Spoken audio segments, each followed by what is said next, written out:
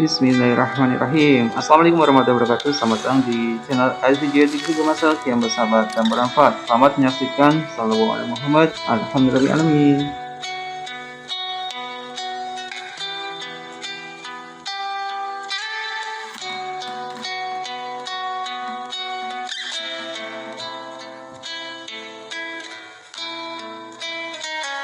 العسير عليك يسير اللهم يا من لا يحتاج إلى بيان وتفسير حاجاتنا كثير وأنت عليم بها وخبير اللهم إني أخاف منك وأخاف ممن يخاف منك وأخاف ممن لا يخاف منك اللهم بحق من يخاف منك نجنا ممن لا يخاف منك اللهم بحق سيدنا محمد وحرسنا بعينك التي لا تنام وكنفنا بكنفك الذي لا يرام وارحمنا بقدرتك علينا فلا نهلك وأنت ثقتنا ورجاؤنا وصلى الله على سيدنا محمد وآله وصحبه وسلم والحمد لله رب العالمين عدد خلقه ورضا نفسه وزنة عرشه ومداد كلماته اللهم إنا نسألك زيادة في الدين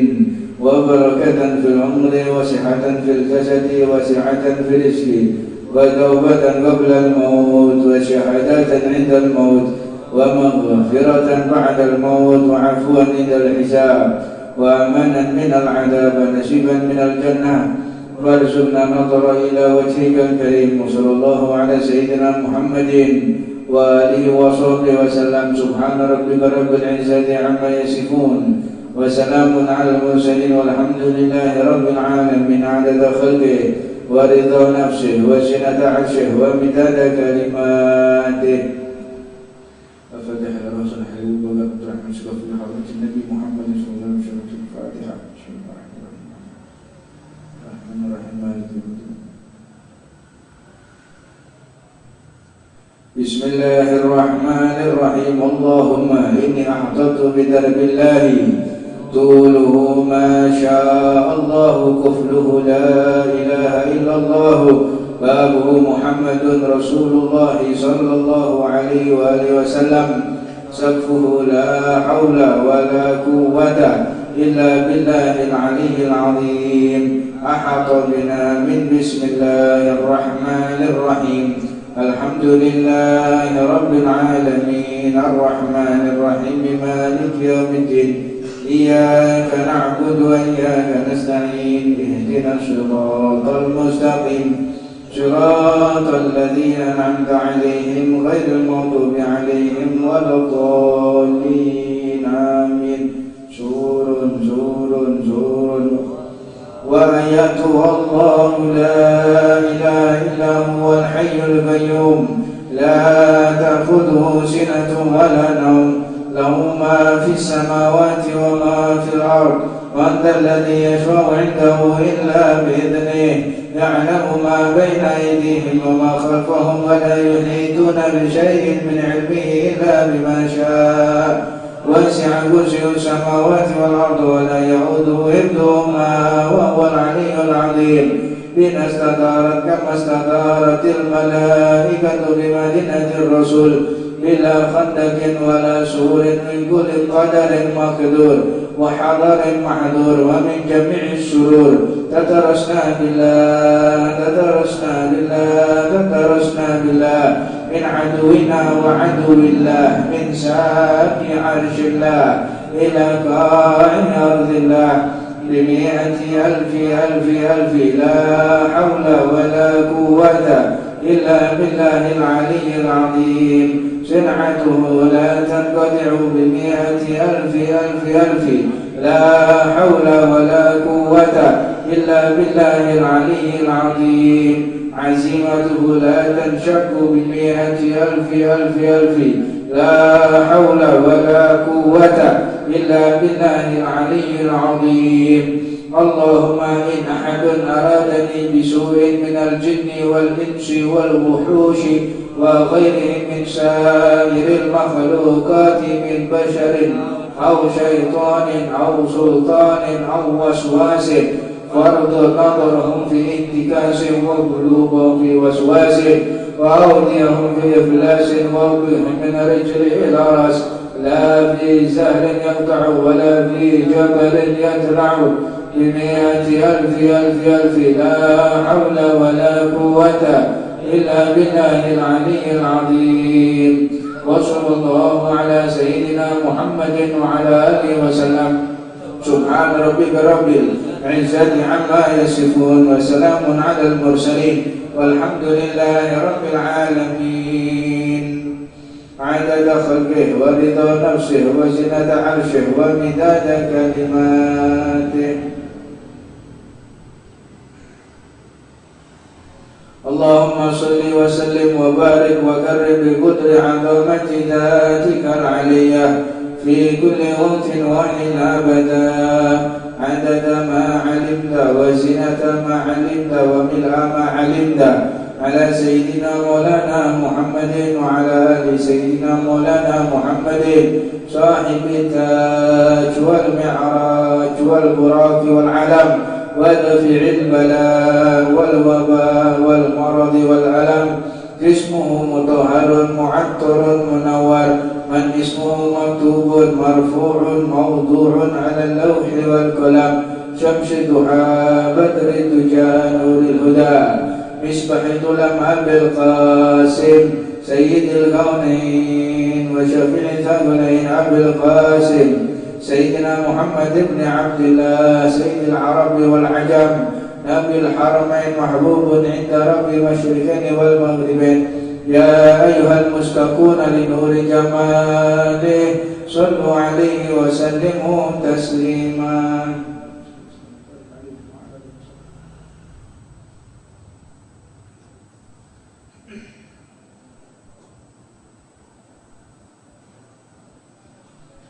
Bismillahirrahmanirrahim.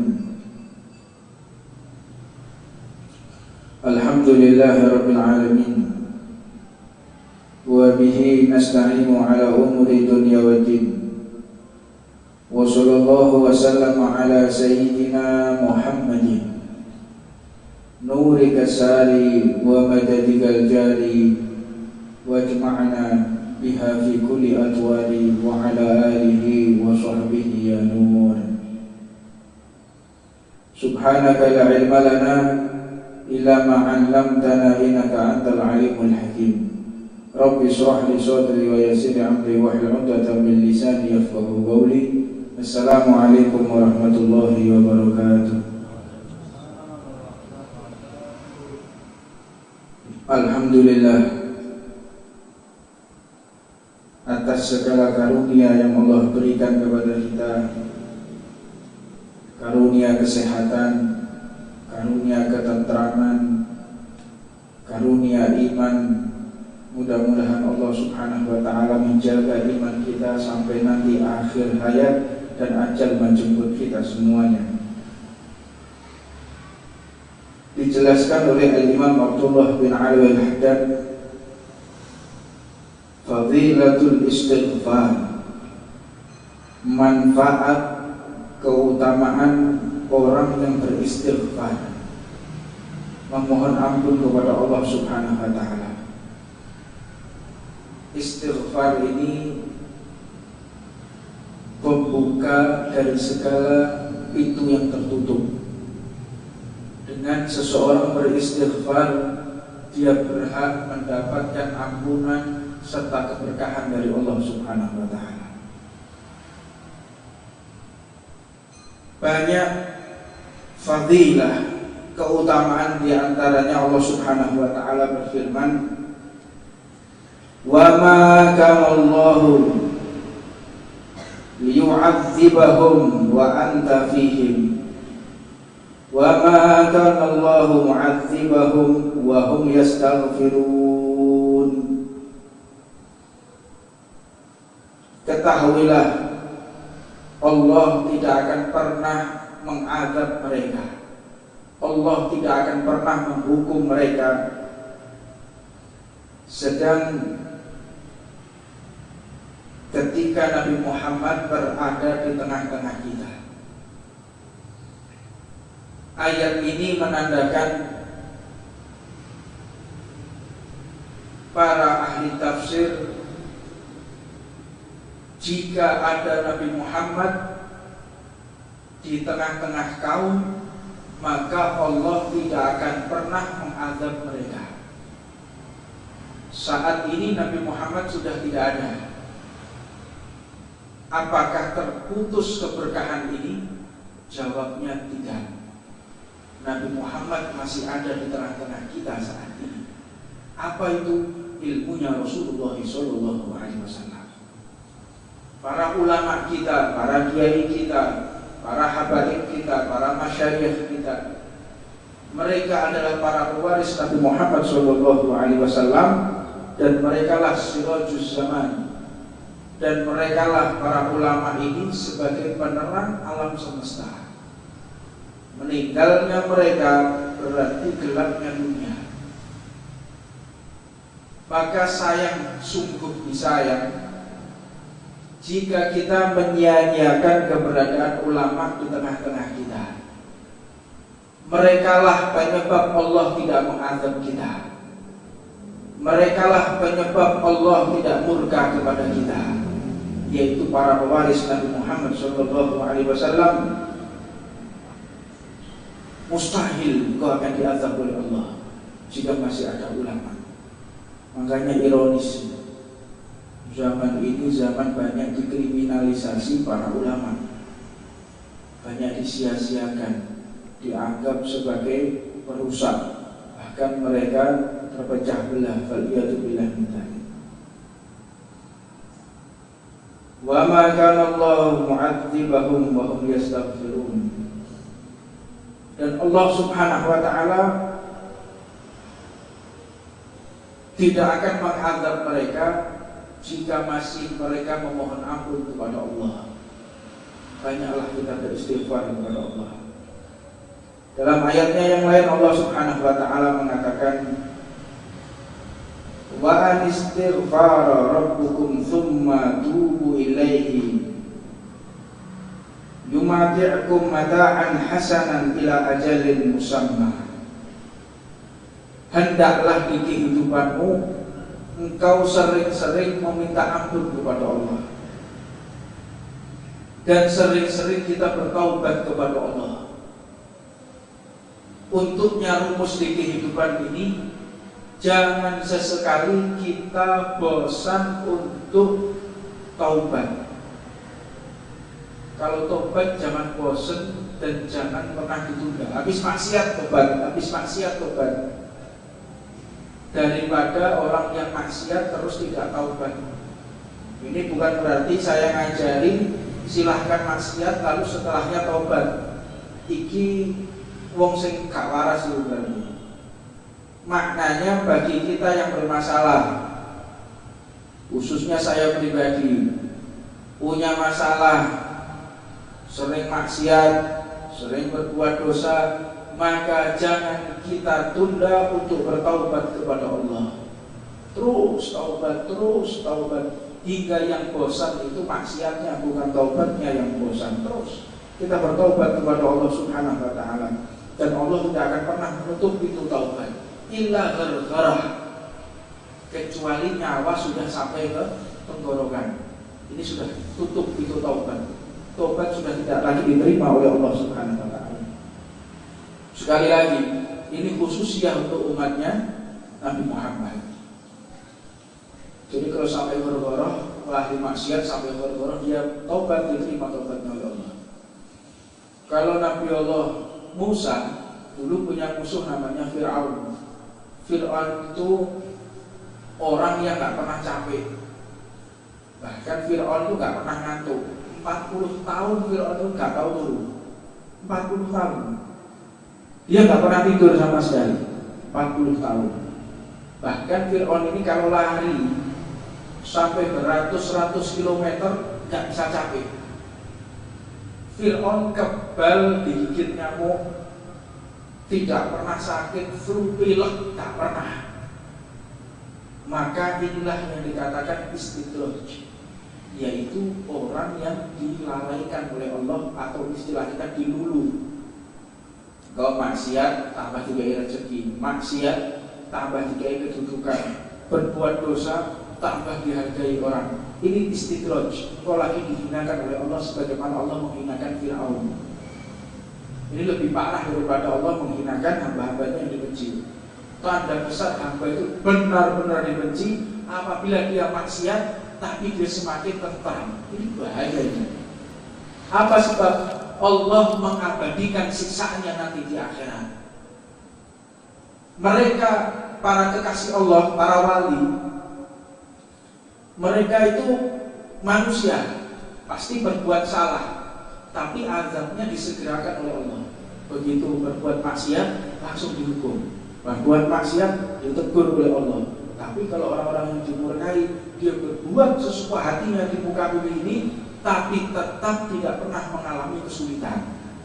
Tiap hari mabuk, ono air rezekine gitu barang duwe mabuk.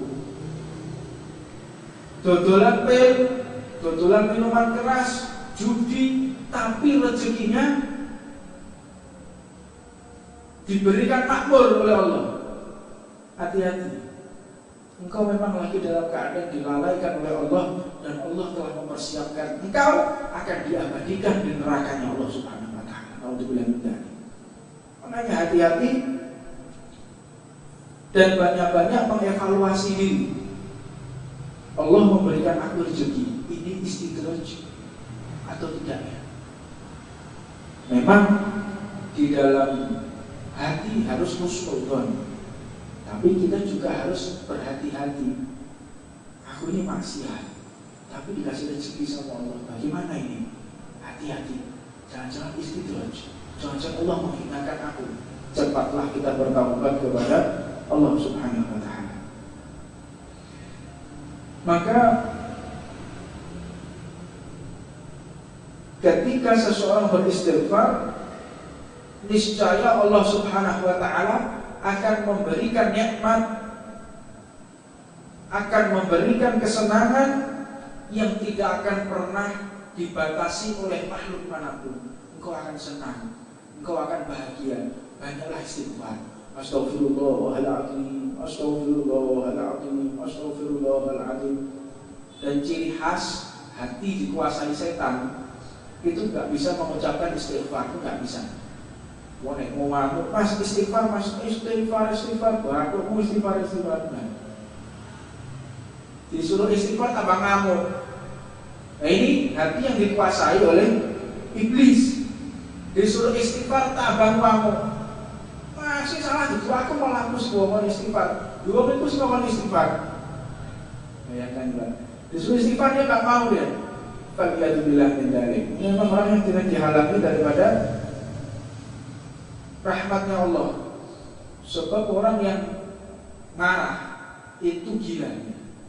Orang marah itu gila. Akal warasnya hilang. Orang udah emosi, secerdas-cerdasnya orang akan gila, akan bodoh. Makanya kata Rasulullah, kalau ada orang marah, dia posisi berdiri, suruh tidur, suruh duduk. Kalau posisi marahnya duduk, suruh dia berbaring. Kalau masih marah, suruh ambil air wudhu, mandi. Lain saya ngamuk maneh, cancak untuk meliwit-witan. Ya, Rasulullah ngasih resep, ada masalah apapun, la taghdab. Ada masalah apapun, jawabannya Rasulullah Pak, la taghdab. Jangan marah. Jangan marah. Orang kalau sudah marah kalah. Kita mengatasi masalah apapun, kalau sudah emosi kalah. Jadi bagaimana caranya untuk menghadapi segala masalah? Tenang, istighfar, sholat dulu, ambil air wudhu, terus setelah itu baru kita menghadapi masalah, menyelesaikan masalah. Dan ada sedikit fawaid, kalau kita makan bakar-bakaran, apa contohnya sate yang langsung terkena api, makanan yang langsung terkena api, sate, apa mana? Ayam bakar, apa mana? Ini kata bakar-bakaran ya tadi. Jagung bakar, Disitulah terus golongan bakar-bakaran itu. Yang langsung terkena api itu kita segera ambil air wudhu. Apa sebab? Api itu identik dengan jin, identik dengan iblis. Makanan yang langsung bersentuhan dengan api, kata Rasulullah, hendaknya engkau mandi dan ambil air wudhu. Karena apa? Makanan yang langsung terkena api itu mudah tersulut emosi. Makanya mulai kakak makan sate mual-mual. Ya, jadi duduk sate ini sing salah, hadisnya Nabi Muhammad yang benar. Apa meneh dari stadiannya akeh muat tambah ngamuk. Yang makan bakar-bakaran sering daripada untuk ambil air wudhu. Maka Allah Subhanahu wa ta'ala pun berfirman, "Faqul tustaghfiru rabbakum innahu kana ghaffara." Aku katakan kepada mereka, mohonlah ampun kepadaku, kata Allah. Sesungguhnya Allah Subhanahu wa ta'ala itu adalah Maha Pengampun. Allah tidak akan pernah bosan menerima taubat hambanya. Allah tidak akan pernah berhenti memberikan rahmat kepada hambanya. Maka jangan sampai kita memutus harapan ampunan kita tidak diterima oleh Allah. Itu termasuk maksiatnya hati. Dalam kitabnya Risalatul Jami'ah, termasuk maksiatnya hati adalah berputus asa qunut min rahmatillah, yaitu berputus asa atas rahmatnya Allah. Kalau model kayak saya gini gak mungkin diampuni. Kalau model kayak saya gini gak mungkin saya ini mendapatkan rahmat dari Allah. Ini kau berarti berputus asa, kau berprasangka buruk kepada Allah. Terus kita istighfar, terus kita kembali kepada Allah. Yursilis samaa 'alaikum midrara. Allah Subhanahu wa ta'ala akan mengirimkan hujan kepada kita semua. Hujan di sini bisa jadi itu tidak tampak, bisa jadi itu adalah sesuatu yang tampak. Tapi majelis yang benar-benar dirahmati oleh Allah biasanya diakhiri dengan hujan, atau diawali dengan hujan, atau di tengah-tengahnya ada hujan. Itu salah satu doa yang dikabulkan, majelis yang dikabulkan, atau segala kebaikan yang dikabulkan. Buat acara ono udan, waduh kita gak direstui oleh Allah Ta'ala. Nah ini salah ini. Tidak ada yang namanya syariat menceritakan hujan itu adalah murkanya Allah. Nah, hujan itu rahmatnya Allah. Jadi kalau ada orang buat acara bingung nekakno pawang hujan, ya repot. Tapi masalahnya lek hujan kan wong teko. Ini dilema ini berarti. Ya, iki sampai hujan gak dan kata kau bisa kodahan bisa rusak acara ini. Allahumma hawwin alaina wa la alaina. Minta disingkirkan hujan di mana? Singkirkan ya Allah sebentar di laut. Minta sama Allah. Untuk apa? Untuk misalnya untuk buat acara itu boleh. Tapi kita jangan menyangka. Jangan menyangka kalau hujan ini adalah murkanya Allah. Salah besar itu. Dan jika kita benar-benar bertaubat kepada Allah, Allah akan menjamin keselamatan harta kita, keselamatan anak-anak kita, keselamatan harta benda kita. Perbanyak baca istighfar, biar barang hilang istighfar. Ono sesuatu yang salah istighfar. Karena itu yang akan mengembalikan adalah Allah Subhanahu wa ta'ala. Wojo barang hilang mesu-mesu, barang hilang ngamuk-ngamuk, ngomong kotor, akhirnya ya hilang beneran, sudah rugi dunia, rugi akhirat. Alhamdulillah min jannatin wa taj'al lakum anhara. Engkau akan menyaksikan kebun-kebun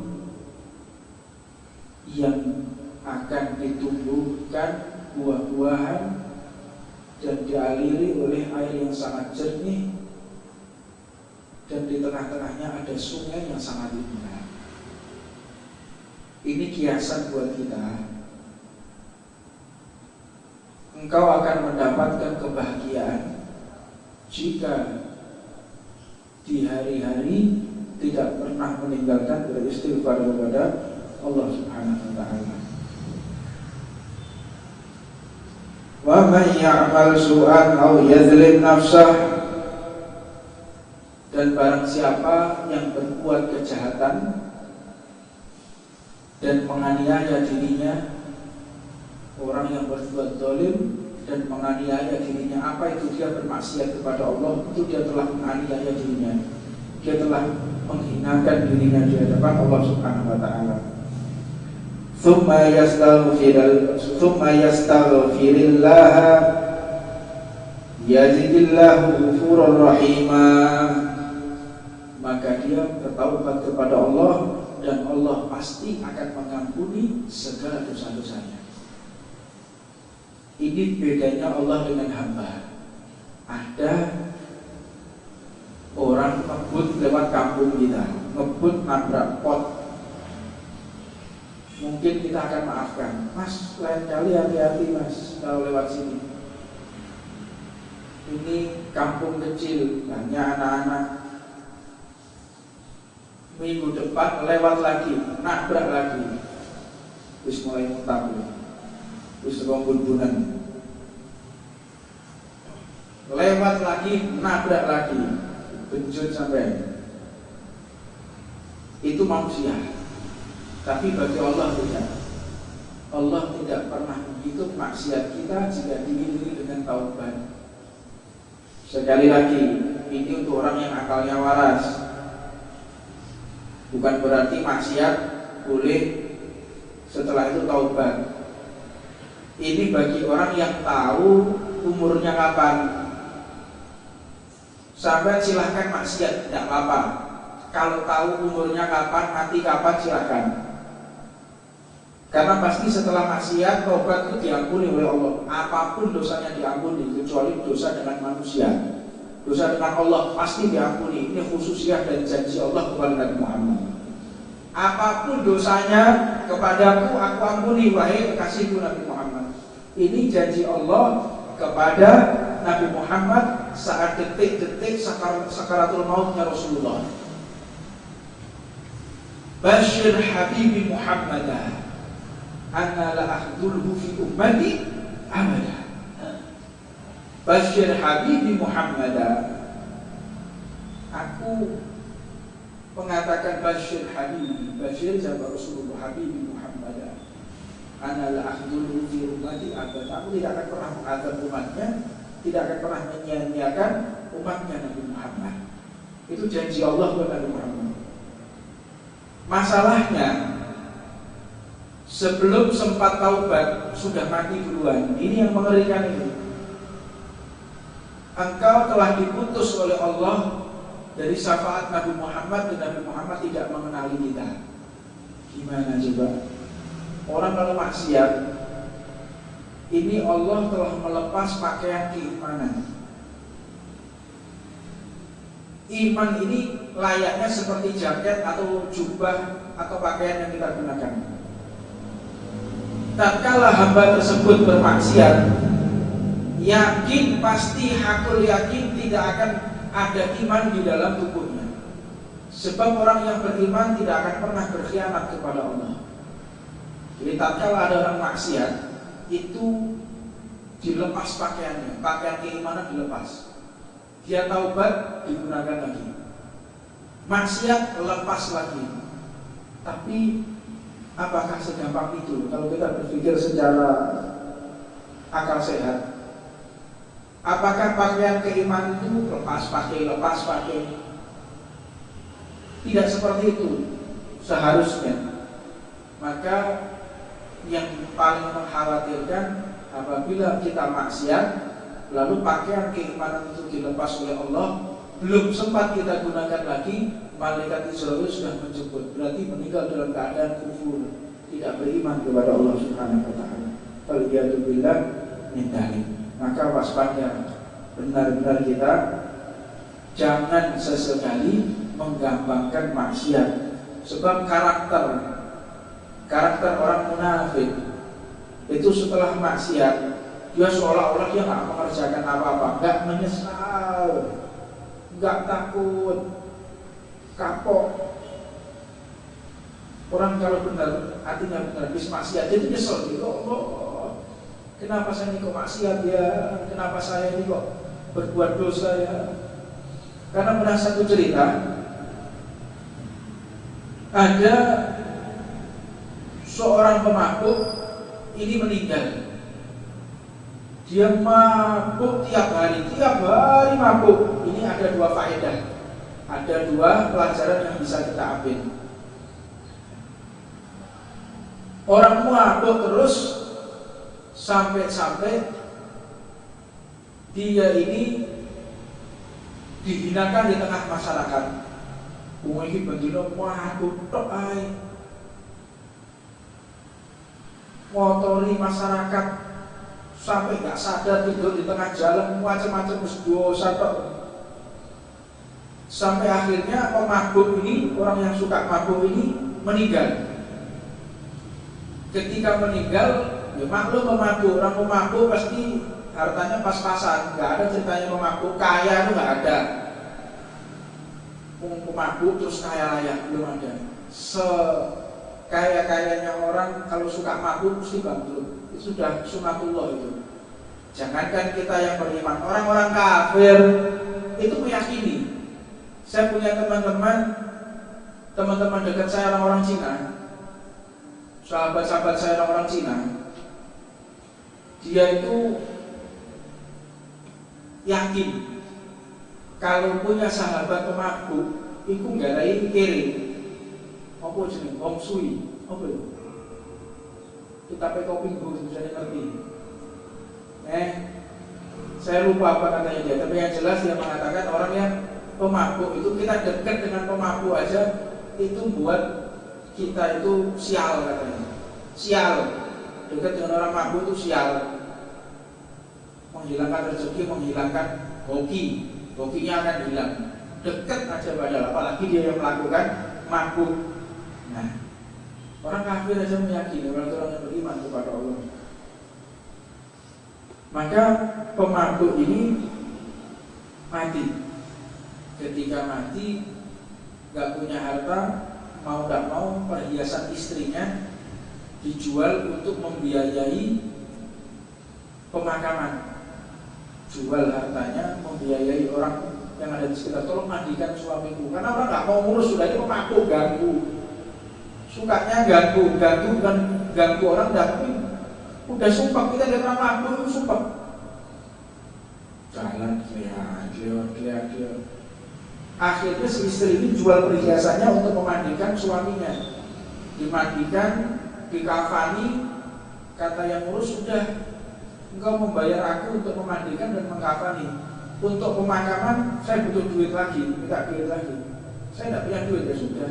Kata istrinya, ya sudah, kalau gitu biarkan di depan rumah, taruh di depannya rumah, taruh di depannya rumah, taruh teras, diam aja istrinya.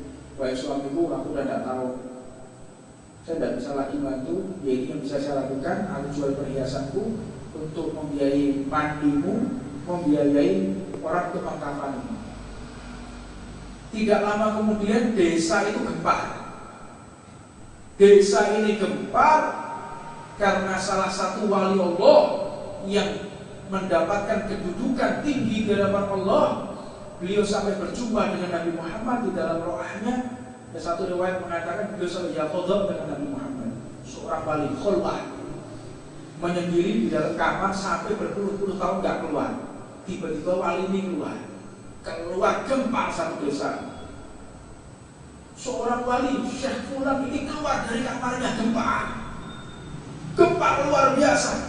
Tanya, apa yang menyebabkan kau keluar, kau mendapatkan bisyarah apa? Aku keluar diperintahkan oleh Nabi Muhammad karena ada seorang wali min auliyaillah mati di daerah kita. Siapa yang mati? Keliling. Ya Syekh, tidak ada satupun seorang wali yang mati. Tidak. Salah engkau. Aku langsung menyaksikan perintah Nabi Muhammad aku agar keluar dan mengurus jenazah ini karena orang ini yang dicintai oleh Allah dan Rasulullah. Sampai akhirnya dicari kemana-mana, keliling kemana-mana, nggak ada. Dan ada orang mati, nggak ada. Ada satu orang pemabuk yang mati. Akhirnya aku antarkan ke rumah orang tersebut. Dilihat, ya ini orang ini yang digandeng oleh Rasulullah, dan mengatakan ruhnya sekarang bersamaku, tolong urus jenazahnya karena aku ingin berjumpa di dalam alam barzakh dengan orang ini, tolong urus. Nah ini ya hikmah yang pertama, kita husnudzon, jangan kita berprasangka buruk kepada siapapun walaupun itu kepada pemabuk ya. Lantas kenapa orang yang mabuk ini kok mendapatkan kedudukan dan perhatian sebegitu hebatnya dari Nabi Muhammad? Dia pemabuk. Seorang wali ini bertanya kepada istrinya setelah dimakamkan, takziah tanya. Tentunya pertanyaan ini dibalik tirai. Apa yang dilakukan oleh suamimu? Ya sebagaimana diketahui orang banyak, suamiku ini setiap hari mabuk. Aku tidak tanya keburukannya, aku tanya kebaikannya. Apa yang dilakukan oleh suamiku? Nangis istrinya. Benar, wahai Syekh, wahai seorang wali, banyak orang tidak tahu apa yang dilakukan oleh suamiku. Suamiku ini pemabuk, tapi dia tidak pernah meninggalkan kerja, dan nafkahnya, hasil dari kerjaannya diberikan makanan dan diserahkan kepada anak-anak yatim. Ranjang kami cuma satu, ditempati anak yatim semua. Kami tidur di bawah, anak yatim duduk di atas ranjang, sedangkan kami duduk di bawah. Benar-benar suamiku ini mengagungkan anak yatim. Dan suamiku ini setiap selesai mabuk, dia sadar mandi tobat selalu seperti itu. Dan menangis, ya Allah, berikan hamba ini hidayah, berikan hamba ini kekuatan untuk meninggalkan mabuk, ya Allah. Masih ngaku kalau dirinya itu pemabuk. Makanya orang mulia, ngaku dirinya mulia, itu lebih buruk daripada orang yang maksiat mengaku kemaksiatannya. Karuan, bukan berarti kita memilih yang satu ini ya. Lebih baik kita itu maksiat tapi ngaku kalau diri kita maksiat, daripada kita merasa diri kita soleh, merasa diri kita mulia di hadapan hamba Allah. Engkau lebih buruk daripada pelaku kemaksiatan.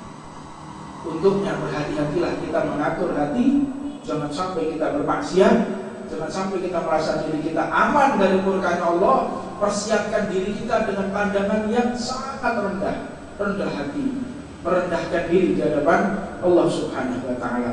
Dan mudah-mudahan Allah Subhanahu wa taala menjaga kebersihan hati kita, dan senantiasa Allah Subhanahu wa taala mengangkat derajat kita, mengangkat sifat sombong, iri, dengki, hasud. Kebersihan hati senantiasa dijaga oleh Allah Subhanahu wa taala, dan Allah memberikan kekuatan kepada kita untuk senantiasa beristighfar dan senantiasa memohon ampun, sehingga kita keluar dari muka bumi ini meninggal dalam keadaan husnul khatimah. Dan Nabi Muhammad pun tersenyum ketika melihat kita saat perjumpaan nanti di alam barzakh, perjumpaan nanti di mahsyar, dan kita pun berjumpa dengan Rasulullah di telaga Haud, dan kita pun bersama-sama Rasulullah melewati Siratal Mustaqim bersama kedua orang tua kita, anak cucu kita, teman-teman kita, seluruh keluarga besar kita, selamat di dunia, selamat di akhirat, dan meninggal dalam keadaan husnul khatimah, bangkit dari alam kubur bersama ruhnya Sayyidina Muhammad sallallahu alaihi wasallam. Rabbana atina fid dunya hasanah wa fil akhirati hasanah wa qina adzabannar.